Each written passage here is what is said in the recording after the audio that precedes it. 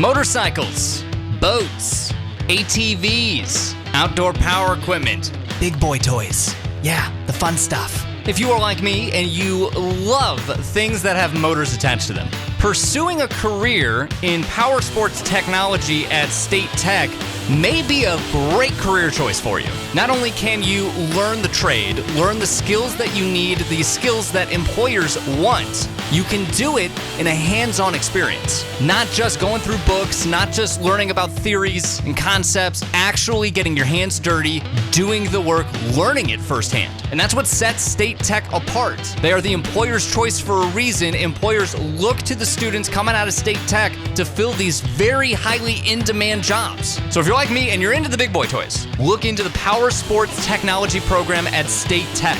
They got a 99% placement rate, over 30 degree and certificate programs. Check it out at statetechmo.edu. That's statetechmo.edu.